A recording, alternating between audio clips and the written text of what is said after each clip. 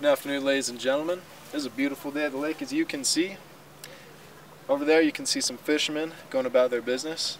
Today I'm going to teach you how to spearfish. It's a little bit different. Try and keep up.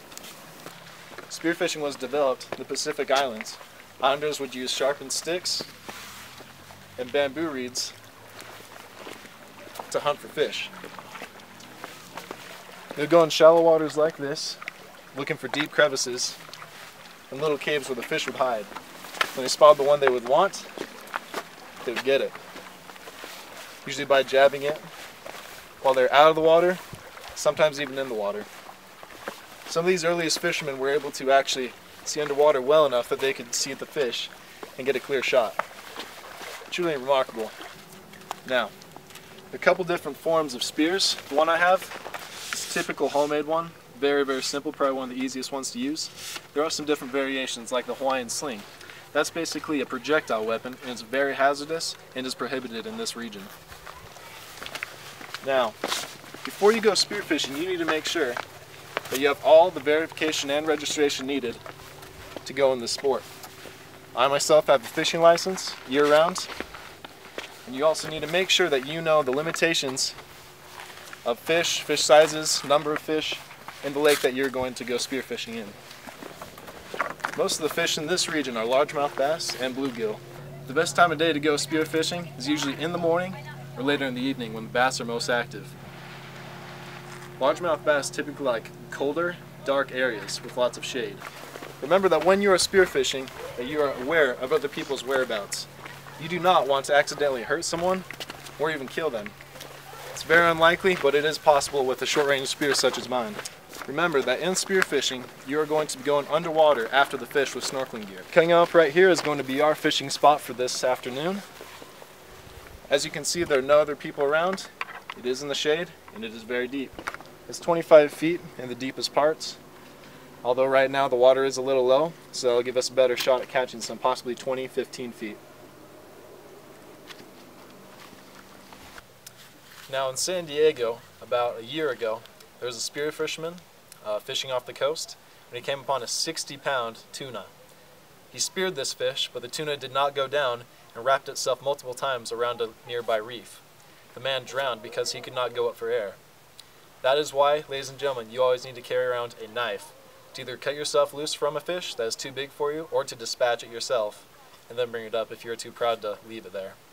Unluckily for the fish, it was later served at this man's funeral.